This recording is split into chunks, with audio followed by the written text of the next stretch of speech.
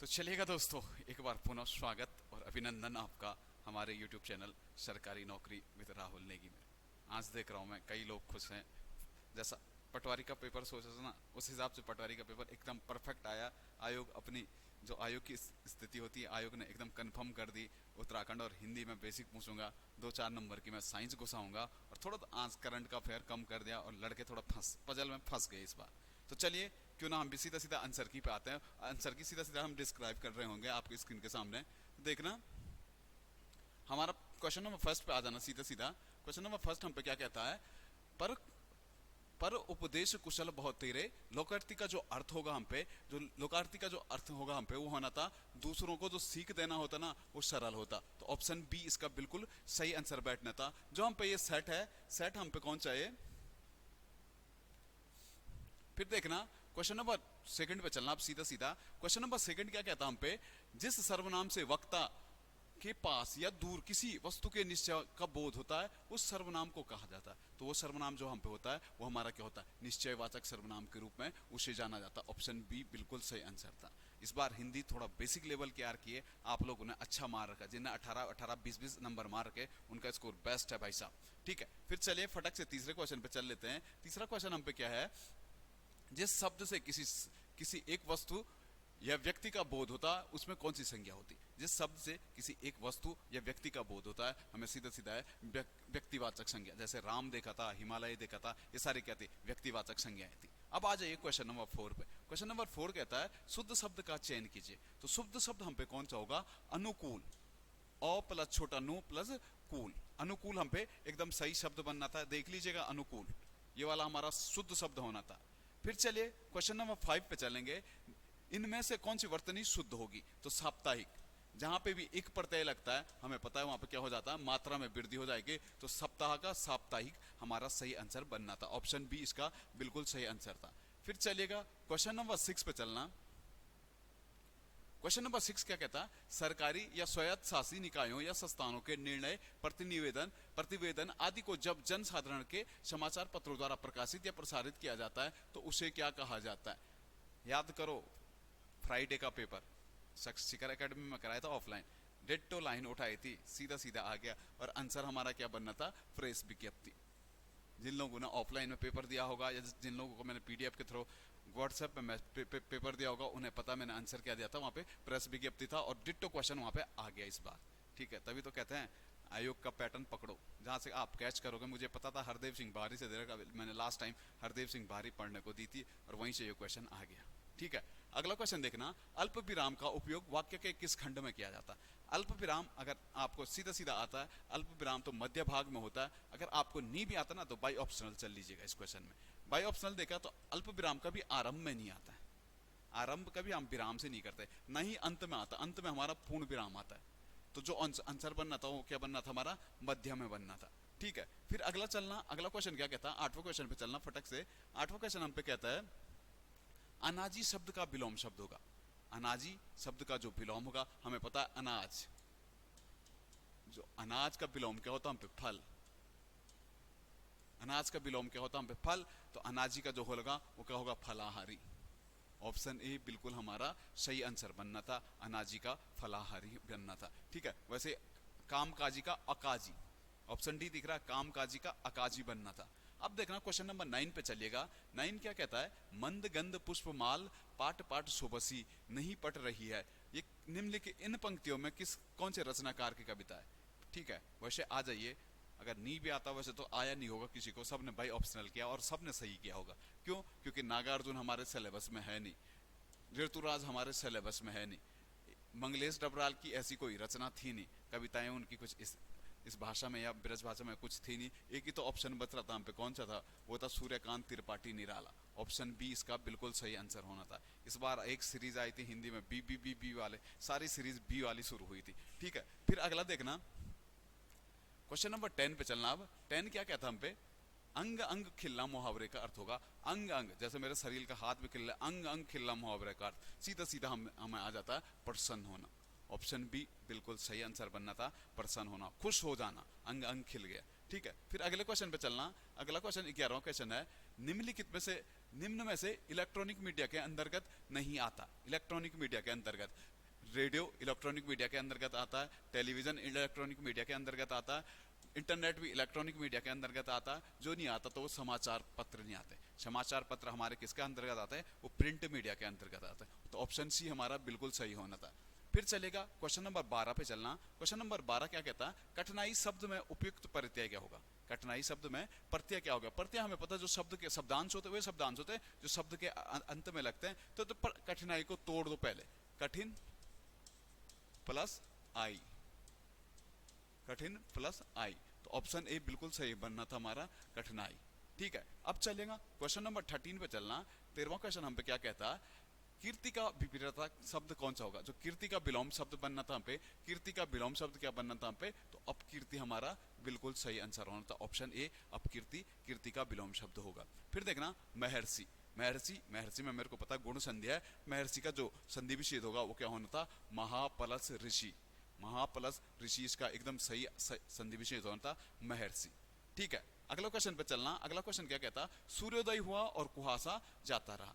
जहां भी मैंने देखा संयोजक वियोजक शब्द हो और दो प्रधान शब्द आपस में संयोजक वियोजक से जुड़े हो, वहां पे मेरे को सीधा सीधा पता है वहां पे कौन सा वाक्य होता है? संयुक्त वाक्य। देखना सूर्योदय हुआ एक स्वतंत्र वाक्य है, दूसरा देखना कुहासा जाता रहा दूसरा स्वतंत्र वाक्य है। किस द्वारा? संयोजक द्वारा जुड़े हैं। तो सीधा सीधा हमारा आंसर क्या आना था? ऑप्शन सी संयुक्त वाक्य इसका बिल्कुल सही आंसर बनना था। ठीक है, फिर चलेगा अगले क्वेश्चन पे पढ़ते हैं।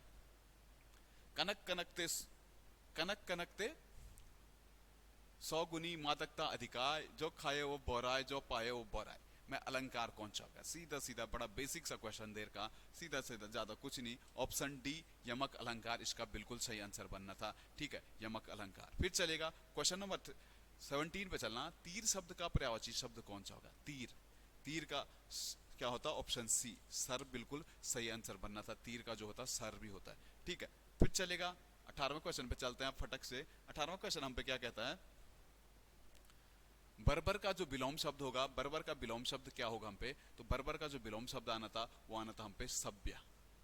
बर्बर का क्या आना था? बर्बर आदमी, सभ्य आदमी। तो ऑप्शन बी बिल्कुल सही आंसर बनना था। अब देखिए क्वेश्चन नंबर 19 पे चलिएगा। अब 19 क्या कह रहा हम पे? वागीश का संधि विच्छेद क्या होगा? वागीश व्यंजन संधि है वागीश में, वाक प्लस ईश, वाग प्लस ईश बिल्कुल सही आंसर बनना था हमारा। ऑप्शन ए हमारा बिल्कुल सही था, वाक प्लस ईश। अब आ जाएगा एक राइटर, इस बार एक ही आया, थोड़ा दुखदाई था क्योंकि पिछली बार बहुत ज्यादा थे, लोगों ने बहुत ज्यादा मेहनत की थी राइटर पे, लेकिन इस बार एक ही आया, वो बड़ा बेसिक था। तो साहित्य लहरी रचना के रचयिता कौन है? साहित्य लहरी रचना के जो रचयिता है वो कौन? हमारे सूरदास जी।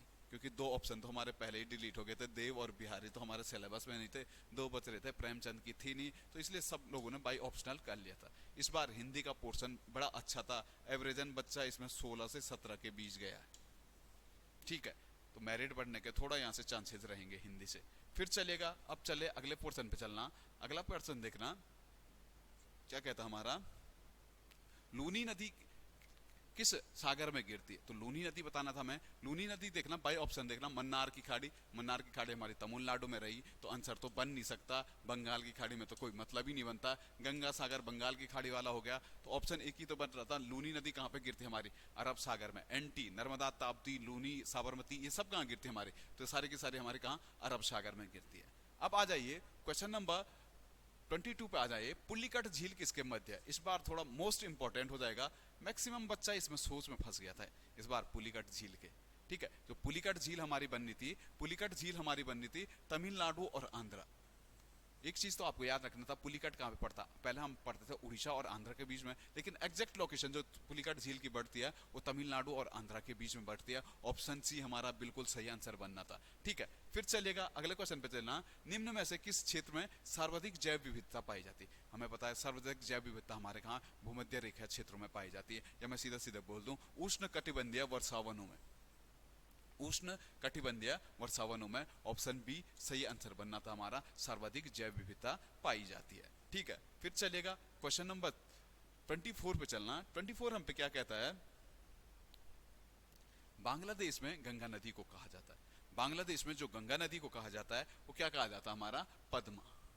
अगर मेघना आता तो मेघना दोनों की संयुक्त धारा को कहा जाता, जबकि जमुना आता तो जमुना ब्रह्मपुत्र को कहा जाता। 2 दिन पहले ही इसका रिवीजन करा रखा है, ठीक है। अब आ जाना क्वेश्चन नंबर 25 पे आ जाना। बी आर अम्बेडकर के अनुसार निम्न में से कौन सा अनुच्छेद भारतीय संविधान की आत्मा कहलाता है? आर्टिकल 32। आर्टिकल 32 को क्या कहा जाता है? भारतीय संविधान की आत्मा कहा था, किसने? बी आर अम्बेडकर ने। तो ऑप्शन डी बिल्कुल सही आंसर होना था, करेक्ट आंसर बनना था। बड़ा बेसिक सा क्वेश्चन था। फिर चलिएगा अगले क्वेश्चन पे देखना। अगला क्वेश्चन क्या कहता है? भारतीय संविधान की निम्नलिखित में से कौन सी विशेषता नहीं है? भारतीय संविधान की गणतंत्रात्मक तो भारतीय संविधान है, एकल और एकीकृत, एकल और संघीय न्यायपालिका। एकीकृत मतलब संघीय न्यायपालिका हम पे है, ठीक है। मौलिक कर्तव्य भी है। यहाँ पे एकात्मक शासन नहीं है, भारत में एकात्मक शासन नहीं है, बल्कि भारत में क्या होना था? संघात्मक शासन है। कैसा है? संघात्मक शासन है। ऑप्शन बी बिल्कुल सही आंसर बैठना था। फिर चलिए अगले क्वेश्चन पे बढ़ते हैं। निम्नलिखित में से कौन सा मौलिक अधिकार नहीं है? तो मौलिक अधिकार जो नहीं है वो कौन सा नहीं है? हम पे संपत्ति का अधिकार अब मौलिक अधिकार नहीं है। बाकी सारे स्वतंत्रता का अधिकार मौलिक अधिकार है, समानता का मौलिक अधिकार है, धर्म का अधिकार मौलिक अधिकार है, धार्मिक अधिकार। तो ऑप्शन ए बिल्कुल सही आंसर बनना था, बेसिक सा था। फिर चलिए अगला क्वेश्चन देखना। भारत में मौलिक अधिकारों के विषय में निम्नलिखित में से कौन सा सही नहीं है? थोड़ा सोचने वाला क्वेश्चन है, ठीक है। अभी मैं देखूं तो ये देखना, व्यक्तिगत स्वतंत्रता पे बल दिया गया, ये तो सही है। सर्वोच्च न्यायालय द्वारा सुरक्षा दी गई, ये भी बिल्कुल सही है। इन दोनों में थोड़ा कंफ्यूजन है। सामाजिक और आर्थिक न्याय और औचित्यपूर्ण प्रतिबंध, कई जगह हमने देखा जब राष्ट्रपति शासन लगता है तो औचित्यपूर्ण प्रतिबंध जरूर लगता है, केवल 2 आर्टिकलों पे नहीं लगता। जबकि सामाजिक और आर्थिक न्याय की बात हमारी कहाँ पे की गई है? प्रस्तावना में की गई है, ठीक है। तो ऑप्शन ए इसका बिल्कुल सही आंसर बनना था, ठीक है। फिर चलना अगला क्वेश्चन पे चलना। अगला क्वेश्चन देखना, राज्य के नीति निर्देशक तत्वों में किससे संबंधित है? राज्य के नीति निर्देशक में देखना, सामाजिक न्याय है, राजनीतिक न्याय है, आर्थिक न्याय है। तो ऑप्शन डी तीनों न्याय राज्य के नीति निर्देशक तत्वों में हम पे मिलते हैं। भाग 4 में नीति निर्देशक तत्व हैं, 56 आर्टिकल 36 से आर्टिकल 51 के मध्य नीति निर्देशक तत्व हमारे मिलते हैं। फिर चलिएगा क्वेश्चन नंबर 30 पे चलना। निम्न में से भारतीय संविधान का कौन सा अनुच्छेद आचार संहिता से संबंधित है? अभी आप लोगों ने क्लास में सुना, मैं आप लोगों से बहुत बार कह रहा था, अभी कुछ भी कर ले, उत्तराखंड में आर्टिकल 44 समान नागरिक संहिता का मुद्दा बहुत ज्यादा था। मैंने बताया था, या तो सीधा सीधा डायरेक्ट पूछ जाएगा आर्टिकल 44 का संबंध किससे है। कई लोगों को याद आया होगा, या तो मैंने कहा था रंजना प्रकाश देसाई समिति पूछ देगा, उसने सीधा सीधा इस बार आर्टिकल 44 ही पूछ दिया, क्योंकि करंट में जो सबसे ज्यादा चर्चाओं में था, यही चीज सबसे ज्यादा चर्चाओं में थी। तो ऑप्शन सी बिल्कुल सही आंसर इस चीज का होना था। फिर बढ़िए अगले क्वेश्चन पे बढ़ते हैं। अगला क्वेश्चन क्या कहता है? राज्य विधान परिषद के सदस्यों की में न्यूनतम सदस्य संख्या कितनी होती है? राज्य विधान परिषद में मेरे को पता है न्यूनतम विधान संख्या कितनी होती है, तो हमारे 40 कितने की संख्या होती है? तो 40 की संख्या हमारी होती है, ठीक है। फिर अगले पे चलना, बंदी प्रत्यक्षीकरण निम्न में से किसके द्वारा जारी किया जाता है? बंदी प्रत्यक्षीकरण रेट है, 5 रेटों में से एक रेट आती है हमारी बंदी प्रत्यक्षीकरण। तो बंदी प्रत्यक्षीकरण या तो हाई कोर्ट करेगा या तो सुप्रीम कोर्ट करेगा। तो ऑप्शन डी सही आना था, ए और बी दोनों। सुप्रीम कोर्ट भी करता है और हाई कोर्ट भी हमारा बंदी प्रत्यक्षीकरण की रेट जारी कर सकता है, ठीक है। फिर चलना 33 पे चलना। 33वां क्वेश्चन हम पे क्या कहता है?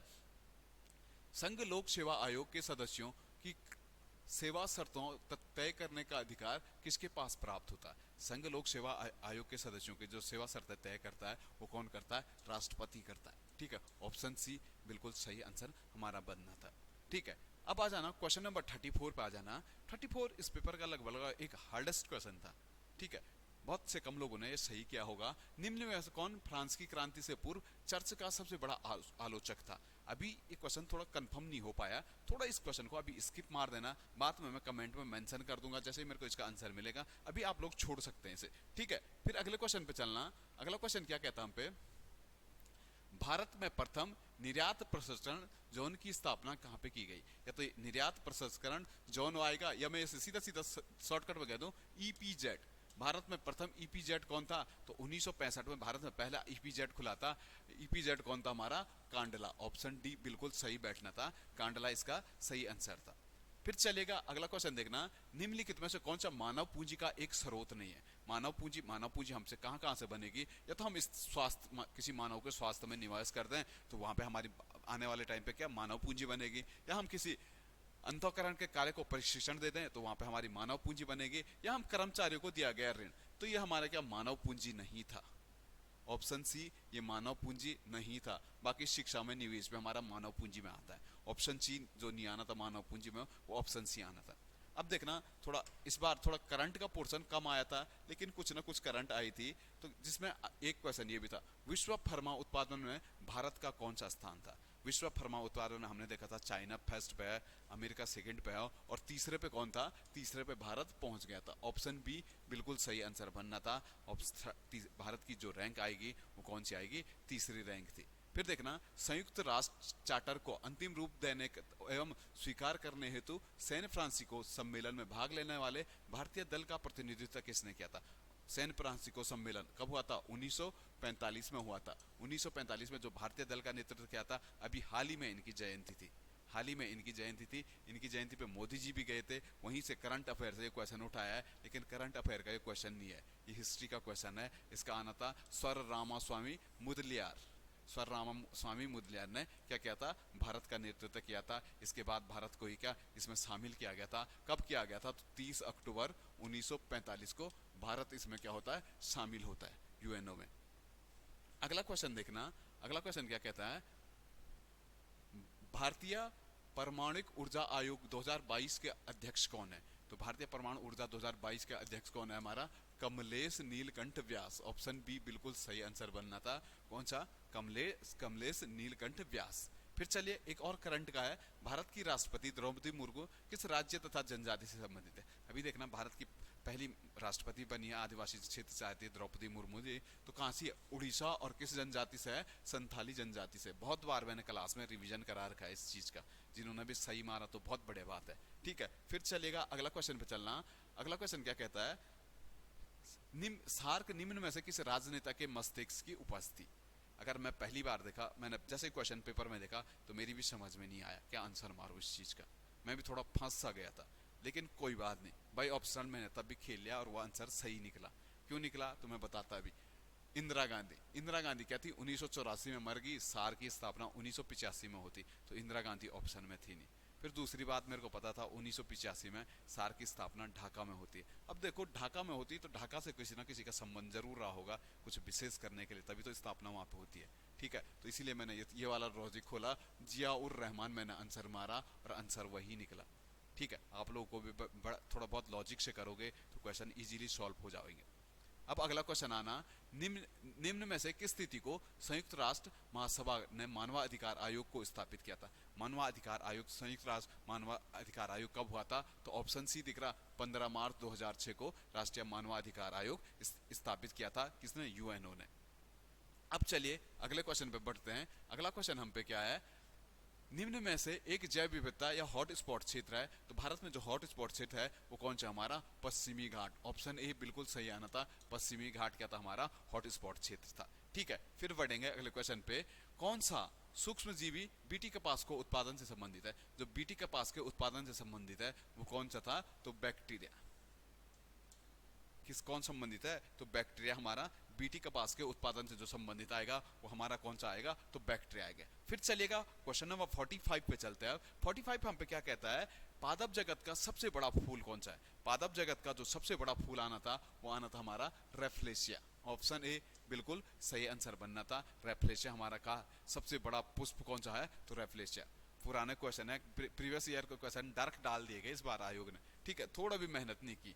ठीक है, अगला क्वेश्चन देखना क्या कहता है, जब जीवमंडल मानव वर्चस्व वाले वातावरण में बदल जाता है तो इसे किस नाम से जाना जाता है। ये ऑप्शन आप थोड़ा बाय ऑप्शन खेल सकते थे। इसमें क्या था, देखा क्षोभ मंडल, मीसोमंडल और बाह्य मंडल, तीनों हमें पता, तीनों मंडल है हमें वो है। इसका क्वेश्चन का जो आंसर बनना था एक ही ऑप्शन बच रहा है, तब भी चेक कर लेना। जहां तक मेरे को लगता है कि आंसर ये वाला आएगा। ठीक है, आप लोग एक बार चेक कर लेना, अभी छोड़ देना ये वाला। उम्मीद है यही इसी क्वेश्चन के आने की। बाकी ये सारे हमारे क्या बाह्य मंडल हैं। ठीक है, अगला क्वेश्चन पे चलना। अगला क्वेश्चन हम पे क्या कहता है, राज्य पुनर्गठन आयोग ने अपनी रिपोर्ट कब प्रस्तुत की थी। मैंने 2-3 दिन, आज से 2-3 दिन पहले की बात है, क्लास में कराया था, रिवीजन कराया था मैंने। जब हिंदी करा रहा था मैं, राज्य पुनर्गठन आयोग था 53 का, 55 में रिपोर्ट देता और 56 में राज्य पुनर्गठन अधिनियम आता है। तो 55 वाला एक ही ऑप्शन था, आप बाई ऑप्शनल खेल सकते थे। 30 सितंबर 1955 को क्या राज्य पुनर्गठन आयोग ने अपनी रिपोर्ट दी थी। अगले क्वेश्चन पे बढ़िए। अगला क्वेश्चन क्या कहता है, वर्टाइल मेमोरी है। वर्टाइल मेमोरी है, मैंने कंप्यूटर की एक सीरीज करा रखी है अपने यूट्यूब चैनल पे, जिसे नहीं आता कंप्यूटर क्विज में जाके देखना, वहां पे ये क्वेश्चन करा रखा मैंने। तो रैम क्या हमारी, रैम हमारी वर्टाइल मेमोरी थी। रोम क्या थी हमारी, रोम हमारी परमानेंट मेमोरी थी। ये दो फैक्ट मैंने वहीं पे कराए थे आप लोगों को। अब आ जाइए, निम्न में से कौन सा इंटरनेट सुरक्षा से जुड़ा है। इंटरनेट की सुरक्षा से जुड़ा है एंटीवायरस कौन सा है हमारा, तो एंटीवायरस जो आएगा हमारा फायरवॉल हमारा क्या है, एक एंटीवायरस है। ठीक है, फिर अगले क्वेश्चन पे पढ़ना। अगला क्वेश्चन क्या कहता है, निम्नलिखित में से कौन सा सीपीयू और मेमोरी के बीच डाटा आदान प्रदान करने के लिए इस्तेमाल नहीं किया जाता। तो देखना, पहले मेरे को पता है डेटा बस, एड्रेस बस और नियंत्रण बस। ठीक है, ये तीनों का इस्तेमाल किया जाता है। जो इस्तेमाल नहीं किया जाता है वो किसका नहीं किया जाता, वो किया जाता हमारा नियंत्रण बस का, हमारा क्या यहाँ पे इस्तेमाल नहीं किया जाता है। ठीक है, फिर बढ़िएगा, अगले क्वेश्चन की ओर बढ़ते हैं। अगला क्वेश्चन थोड़ा रीजनिंग का हम पे क्या कहता है, किसी भाषा में ग्रेप्स को BMVN के से कूट किया जाता है, तो क्रैन को किस कूट से किया जाएगा। तो यहाँ पे क्या आ रहा था, -4 का गैप आ रहा था। ऐसे ही -4 का गैप, ऐसे ही -4 का गैप। इसमें भी देखा, C से -4 करेंगे तो X जाएंगे, R से -4 जाएंगे तो M आएगा, A से -4 जाएंगे तो V आएगा, N से -4 जाएंगे तो I आएगा, और E से -4 जाएंगे तो Z। तो ऑप्शन डी बिल्कुल हमारा सही आंसर बैठना था। वो क्या आना था, XMVIZ, इसका बिल्कुल सही आंसर बनना था। माइनस माइनस करके माइनस उल्टी साइड को माइनस आ रहे थे। ठीक है, अगला क्वेश्चन देखना, निम्न श्रेणी में से कितने पद होंगे। तो 208, 215, 201, 208, 215 से 369 तक कितने पद होंगे। n+n-1d से आपको निकालना था। सीधा सीधा हमारा क्या आ रहा था, 25 पद इसमें आ रहे थे। ठीक है, अब अगला क्वेश्चन देखना। अगला क्वेश्चन क्या कह रहा हम पे,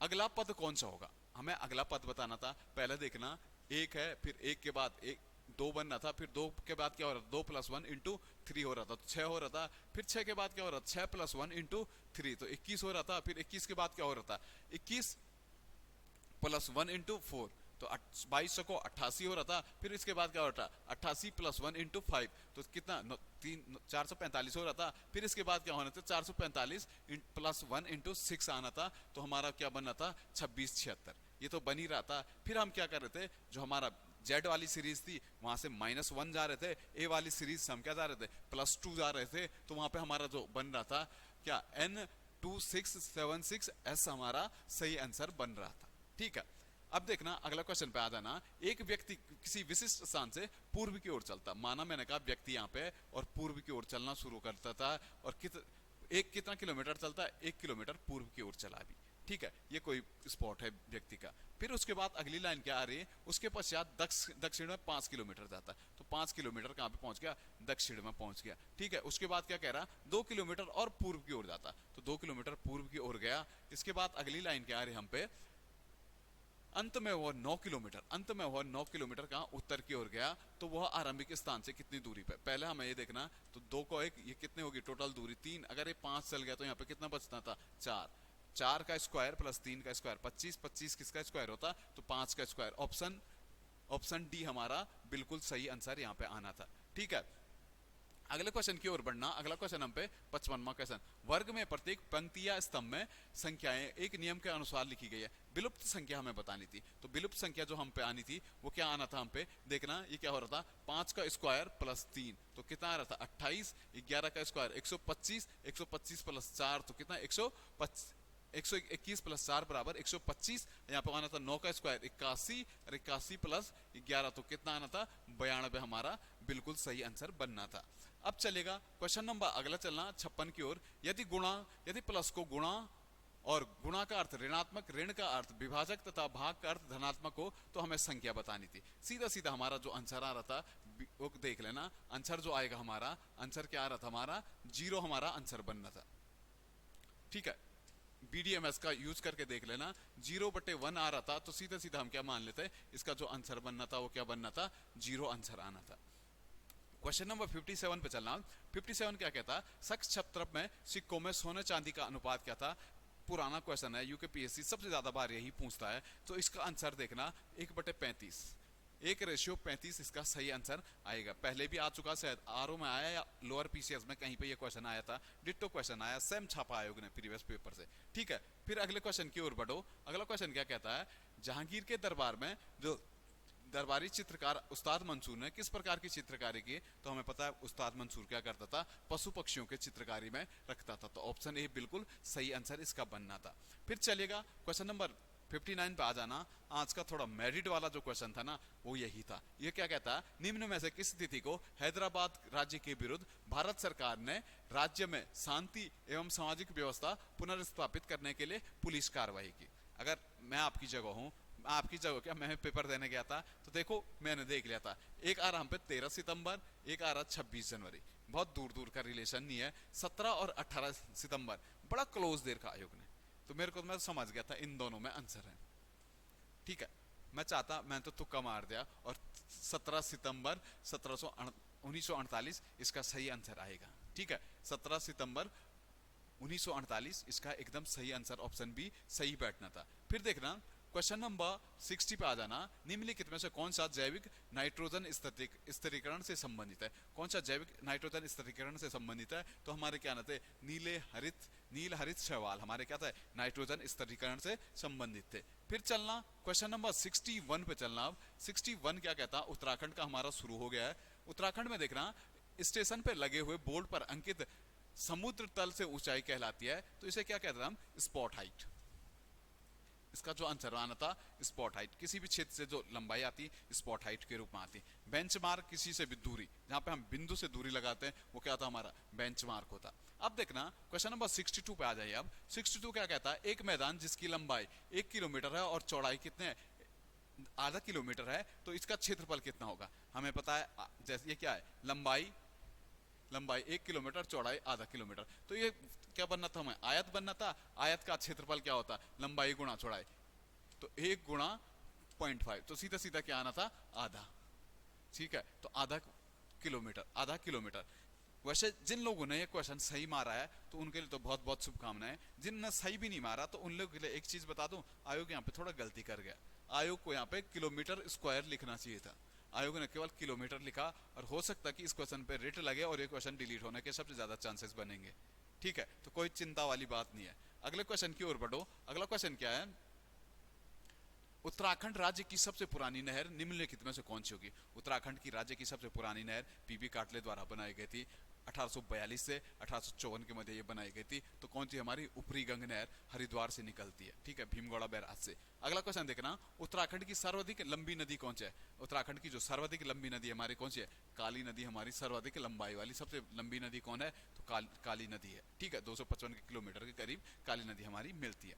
क्वेश्चन नंबर 65 देखना, निम्न में से कौन सा सबसे बड़ा राष्ट्रीय उद्यान का क्षेत्रफल सबसे ज्यादा है, तो हमारा कौन सा, गंगोत्री राष्ट्रीय उद्यान, 2390 वर्ग किलोमीटर फैलता है गंगोत्री राष्ट्रीय उद्यान। कहाँ पे पड़ता है हमारा, तो उत्तरकाशी में पड़ता है, और सबसे बड़ा क्षेत्रफल राज्य में इसी का ही है। ठीक है, अगले क्वेश्चन पे चलना, निम्नलिखित में से कौन सा युग सही सुमेलित नहीं है। देखना वाडिया सही सुमेलित है, सूज करना था मैं, Wadia institute of Himalayan geography Dehradun में, मेरे को पता है 1968 में इसकी स्थापना होती है एनके वाडिया द्वारा, बाद में से 1976 में देहरादून लाया जाता, तो ये तो बिल्कुल सही था। देखना विवेकानंद कृषि अनुसंधान संस्थान पिथौरागढ़ में नहीं है बल्कि कटारमल अल्मोड़ा में ये था। ठीक है, इसके बाद देखना भारतीय सैन्य अकादमी 1932 कहाँ पे, देहरादून में, IMA। ठीक है, high altitude plant physiology centre कहाँ पे हमारा, श्रीनगर में। ठीक है, अगला क्वेश्चन चलना। अगला क्वेश्चन क्या कहता है, निम्न में से किसकी सहायक नदी है। टॉस गिरी आसन में, टॉपर ने आपको पिछली बार ट्रिक बताई थी। ठीक है, आपको याद आया होगा ये किस नदी में थी, तो यमुना नदी की सहायक है हमारी कौन, टॉस नदी। ठीक है, अगला देखना, जनपद अल्मोड़ा का ऊपरी भाग, थोड़ा समझने वाला क्वेश्चन था इस बार। ठीक है, क्योंकि हमें पता है अल्मोड़ा किस पर्वत पे बसा है, तो अल्मोड़ा का जो विस्तार है, सारा विस्तार अल्मोड़ा का किसमें, महान हिमालय या मध्य हिमालय, हमने पढ़ा था। रानीखेत किस हिमालय में स्थित है, मध्य हिमालय में। तो अल्मोड़ा मुख्यतः बृहत हिमालय में नहीं है, अल्मोड़ा बृहत हिमालय में नहीं है, अल्मोड़ा या तो मध्य हिमालय का या लघु हिमालय, इसका आंसर आना था। उसने ऊपरी भाग पूछा तो लघु हिमालय, अगर मध्य नीचे वाला भाग बोलता तो शिवालिक श्रेणी में अल्मोड़ा का आता। ठीक है, 69 पे आ जाना। मनेरी भाली परियोजना निम्नलिखित से किस जनपद में है? तो मनेरी भाली परियोजना हमारी कहाँ पर आनी थी? उत्तरकाशी जनपद में हमारी मनेरी भाली परियोजना है, भागीरथी नदी पे ये स्थित है। ठीक है, फिर अगला देखना, 2011 की जनगणना के अनुसार उत्तराखंड में किस जनजाति की संख्या सर्वाधिक है? तो अभी देखना, पहले उत्तर इसने जौनसारी आंसर दिया है, लेकिन करंट हिसाब से चले हम तब भी थारू ही इसका आंसर मानेंगे। तो ऑप्शन डी थारू इसका सही आंसर बनना था। ठीक है, अगला क्वेश्चन देखना, निम्न में से किस वर्ष पंचायती राज पर अशोक मेहता समिति का गठन किया गया? जो पंचायती राज पर अशोक मेहता समिति बनी थी, कब बनी थी? तो 1977 में अशोक मेहता समिति बनी थी, पंचायतों को द्विस्तरीय करने की बात की थी। ठीक है, इसके साथ साथ अगला क्वेश्चन देख लेना, निम्न में से किस राज्य में भारत का सबसे पहला पंचायती राज लागू किया गया? भारत का सबसे पहला पंचायती राज, बलवंत मेहता कमेटी बैठी थी 57 में, 58 में रिपोर्ट देती है और 59 में 2 अक्टूबर 1959 राजस्थान के नागौर से हमारा क्या हो जाता है? पंचायती राज शुरू हो जाता है। तो ऑप्शन बी इसका बिल्कुल सही आंसर बनना था। ठीक है, फिर देखना 73वां क्वेश्चन, निम्न में से कौन सा पंचायती राज दिवस के बारे में? तीनों चीजें पंचायती राज से पूछ ली इस बार। पंचायती राज दिवस कब मनाया जाता? 24 अप्रैल को मनाया जाता। उत्तराखंड की 5 पंचायतों को इस बार पंचायती राज दिवस पे अवार्ड मिला था, अगले पेपर में आने वाला है। ठीक है, अगला क्वेश्चन देखना, अगला क्वेश्चन क्या कहता? निम्नलिखित में से कौन सा चंद शासक ने पट्टी नामक प्रशासनिक व्यवस्था की शुरुआत की थी? पट्टी नामक जो प्रशासनिक व्यवस्था की शुरुआत की थी वो किसका आता? तो तिरमल चंद का। ऑप्शन ए बिल्कुल सही आना था, तिरमल चंद। ठीक है, फिर अगले क्वेश्चन की ओर बढ़ना। अगला क्वेश्चन क्या कहता हम पे, निम्न में से किसे प्रथम बार उत्तराखंड खेल रत्न पुरस्कार मिला?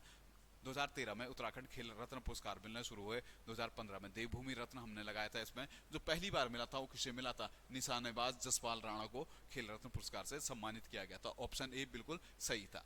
फिर देखना, निम्न में से उत्तराखंड के प्रथम राज्यपाल कौन थे? तो उत्तराखंड के जो प्रथम राज्यपाल थे वो कौन थे? हमारे सुरजीत सिंह बरनाला। नाम में ही जीत है ना, इन्हीं के नाम से तो जीत लिया था। तो उत्तराखंड जीतने के बाद कौन बने थे? तो सुरजीत सिंह बरनाला।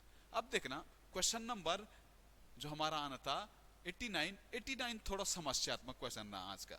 इस पेपर का सबसे ज्यादा समस्यात्मक क्वेश्चन हमारा कौन सा? 89 था उत्तराखंड में। इसमें क्या था? भागीरथी नदी पर टिहरी बांध निर्माण के विरोध में गंगा सागर से गंगोत्री तक की साइकिल यात्रा किसने की थी? थोड़ा समस्यात्मक क्वेश्चन है। इसका आंसर हार्ड फीलिंग में मेरे को राजेंद्र सिंह लग रहा है। ठीक है, आंसर राजेंद्र सिंह लग रहा है। फिर भी आप एक बार जरूर चेक कर लेना, अभी श्योरिटी नहीं है इस आंसर की। ठीक है, फिर देखना अगला क्वेश्चन देखना, उत्तराखंड में निम्न में से किस जनपद में सर्वाधिक जनजातीय जनसंख्या, मतलब जनजातीय जनसंख्या निवास करती है? तो उधम सिंह नगर में हमारी सर्वाधिक जनजातीय जनसंख्या निवास करती है, क्योंकि उधम सिंह नगर में बोक्सा भी थे, थारू भी थे। ठीक है, बोक्सा और थारू मिलके यहाँ पे सर्वाधिक जनसंख्या निवास करती है हमारी। ठीक है, अगले क्वेश्चन पे आ जाना, 2021 में विश्व में सर्वश्रेष्ठ रख रखाव वाले राष्ट्रीय उद्यानों में कॉर्बेट नेशनल पार्क का कौन सा स्थान है? तो कॉर्बेट नेशनल पार्क हमारा दूसरे स्थान पे रहा था। फर्स्ट पे जो कौन रहा था वो केन्या का। जहां तक मेरे को याद आ रहा 2021 की करंट है ये, इस बार आयोग ने 2021 की पूछी, उसमें बिपिन सांगी भी 21 का था। तो हमारा जो कॉर्बेट आना था वो कौन से नंबर पे था? दूसरे नंबर पे था।